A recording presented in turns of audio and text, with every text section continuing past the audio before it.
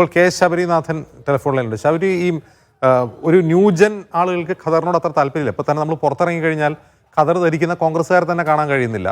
അത് ഒരു കാലഘട്ടത്തിൻ്റെ മാറ്റമാണോ? ഈ അജയ് തറയിലൊക്കെ ഒരു ഓൾഡ് സ്കൂളിൻ്റെ ആളാണ്. അദ്ദേഹത്തിന് ഖദറിനോട് വൈകാരികമായ ഒരു അടുപ്പം ഉണ്ടാകും. അതുകൊണ്ടായിരിക്കില്ല ആ വിമർശനം. അല്ല, ആദ്യമേ ഞാൻ അതിനെ ഒരു ഓൾഡ് സ്കൂൾ വേഴ്സസ് ന്യൂ സ്കൂളായിട്ട് കാണാൻ ആഗ്രഹിക്കുന്നില്ല. ഇപ്പം എന്റെ പിതാവ് ലീഡർ ഉമ്മൻചാണ്ടി സാറൊക്കെ 24 മണിക്കൂറും ഖദർ ധരിച്ചിരുന്ന ആളുകളാണ്. ഇപ്പം ഈ കാലം മാറുന്നതിനേക്കാൾ കൂടുതൽ ഖദർ മെയിൻറ്റെയിൻ ചെയ്യാൻ വളരെ കോസ്റ്റ്ലിയാണ്. കാരണം നല്ല ക്വാളിറ്റി ഖദർ നിങ്ങളൊന്ന് ഡ്രൈ ക്ലീൻ ചെയ്ത് ഉപയോഗിക്കണമെങ്കിൽ ഒരു ദിവസം ഒരു മിനിമം 100 രൂപയെങ്കിലും മിനിമം ആവുന്ന ഒരു അവസ്ഥയാണ്. അപ്പൊ അതിനേക്കാളും നല്ല ഓപ്ഷൻസ് ഇപ്പോൾ ഈ ചെറുപ്പക്കാർക്ക്, പ്രത്യേകിച്ച് ഈ കളർ വേഷങ്ങൾ തന്നെ വലിയൊരു വിലയിടിവ് ഉണ്ടായിട്ടുണ്ടല്ലോ, ഓപ്ഷൻസും ഉണ്ടല്ലോ. അതുകൊണ്ട് ആൾക്കാർ അങ്ങനെ മാറുന്നതേ ഉള്ളൂ. എൻ്റെ ഒരു നിലപാട്, ആൾക്കാർക്ക് ഇഷ്ടമുള്ളത് ധരിക്കാം. നമ്മുടെ ആ ഒരു ആശയങ്ങൾ, ഗാന്ധിയൻ ആദർശങ്ങളും കോൺഗ്രസ് ആദർശങ്ങളും മനസ്സിൽ നമ്മൾ വെച്ചാൽ മതി. വേറെ എന്തും നമുക്ക് ഉപയോഗിക്കാം. അത് ഖദർ ഉപയോഗിക്കുന്ന ആളുകൾ പഴഞ്ചനാണെന്ന് ഒരിക്കലും ഞാൻ പറയില്ല. എൻ്റെ ഒരു പോളിസി, ഞാനൊരു തമാശയ്ക്ക് പറയും, ഞാനൊരു 3 ദിവസം ഖദർ 4 ദിവസം കളർന്നുള്ളതാണ് എൻ്റെ ഒരു പോളിസി. ശബരി, ഒരു കാര്യം ചോദിക്കട്ടെ. ഇപ്പോൾ മുതലാളിത്തത്തിനെതിരെയുള്ള ഏറ്റവും പ്രതീകാത്മകമായ ഒരു വസ്ത്രമാണ് ഖദർ എന്നാണ് അജയ് തറയിൽ പറയുന്നത്. അങ്ങനെയാണെങ്കിൽ ഖദർ ഇപ്പോഴത്തെ കാലത്ത് മുതലാളിത്തത്തിനെതിരെ ഒരു മികച്ച ആയുധമല്ല എങ്കിൽ പുതിയ സമരായുധം എന്താണ് മുതലാളിത്തത്തിനെതിരെ? അല്ല, എനിക്ക് തോന്നുന്നു മുതലാളിത്തത്തിനെതിരെ ഏറ്റവും വലിയ സമരായുധനോട് ചോദിക്കാൻ നമ്മുടെ പ്രവൃത്തി തന്നെയാണ്. നമ്മൾ കൂടുതൽ അസമത്വം കുറയ്ക്കുക എന്നുള്ള പ്രവർത്തനങ്ങളും നിലപാടുകളും പോളിസികളുമായിട്ട് മുന്നോട്ട് പോകാം. ഇനി അത് അന്നത്തെ എന്ന് വെച്ചാൽ നിങ്ങൾ മനസ്സിലാക്കേണ്ടത്, കളർ ക്ലോത്ത്സ്, ബ്രിട്ടീഷ് എന്താ പറയാ, ആളുകളെ ചൂഷണം ചെയ്തുകൊണ്ടുള്ള ബ്രിട്ടീഷ് ടെക്സ്റ്റൈൽ മാനുഫാക്ചറേഴ്സിനെതിരെയുള്ള ഒരു പ്രതീകമായിട്ടാണ് വന്നത്. പിന്നെ തൂവള്ള ഖദർ ഇന്ത്യൻ സാങ്ക്ടിറ്റിയുടെയും ഇന്ത്യൻ നാഷണലിസത്തിന്റെയും രൂപമായിരുന്നു. അപ്പൊ അതിപ്പോഴും അതുപോലെ നിലനിൽക്കുന്നു. പക്ഷെ ഇന്ന് നമ്മൾ നോക്കുകയാണെങ്കിൽ ആളുകൾ എപ്പോഴും, ഇപ്പൊ നമ്മുടെ നാട്ടിൽ തന്നെ ആളുകൾ ഇപ്പം വളരെ സുലഭമായ ആളുകൾ കളർ ഡ്രസ്സ് ഇടുകയാണ്. നമ്മുടെ നാട്ടിലെ ഏറ്റവും പാവപ്പെട്ട വീട്ടിലുള്ള ആളുകൾ പോലും ഈ വേഷവിധാനത്തിൽ വലിയ മാറ്റം വന്നു. അതിന്റെ കാരണം എന്താണ്? പഴയ കാലം പോലെയല്ലേ. ഇന്നിപ്പം ഓൺലൈൻ ആണെങ്കിലും ഷോപ്പുകളാണെങ്കിലും നമുക്ക് 200 രൂപയ്ക്കും 300 രൂപയ്ക്കും നല്ല ഷർട്ടുകൾ കിട്ടുന്നുണ്ട്.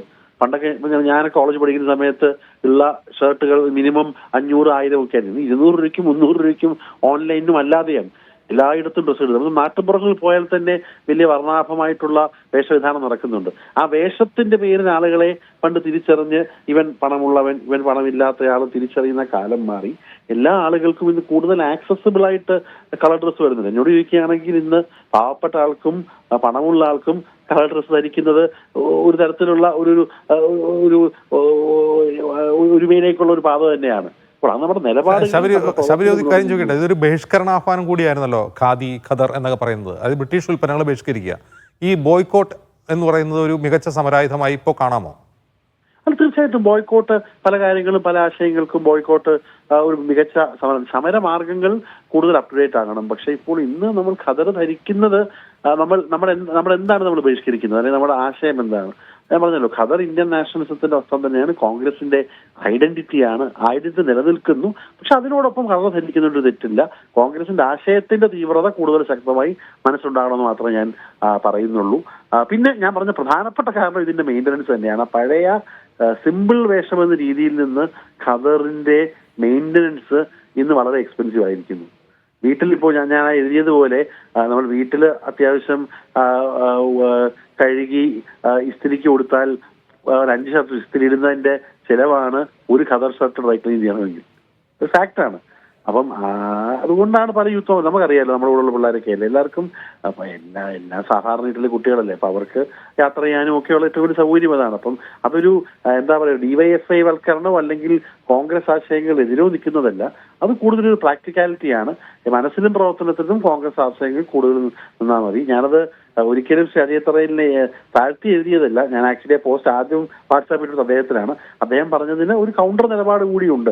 അപ്പോൾ പഴയ തലമുറ ആളുകൾക്ക് ഇപ്പോൾ ഖദർ ഉപയോഗിക്കണമെങ്കിൽ അവരുടെ ഈസ് ഓഫ് കംഫർട്ട് അതാണ്. അവരത് യൂസ് ചെയ്യട്ടെ. നമ്മുടെ ഈസ് ഓഫ് കംഫർട്ട്, എന്റെ ഈസ് ഓഫ് കംഫർട്ട് ഖദറും കളറുമാണ്. ഞാനത് യൂസ് ചെയ്യുന്നത്. വളരെ സിമ്പിളാണ്. എന്തായാലും സംവാദം പോസിറ്റീവായി തുടരട്ടെ ശബരി. അതെ, വേറെ പല കാര്യങ്ങളും ചർച്ച ചെയ്യാനുണ്ട്. അതാണ് നല്ലത്. ശരി, നന്ദി ശബരിനാഥ്.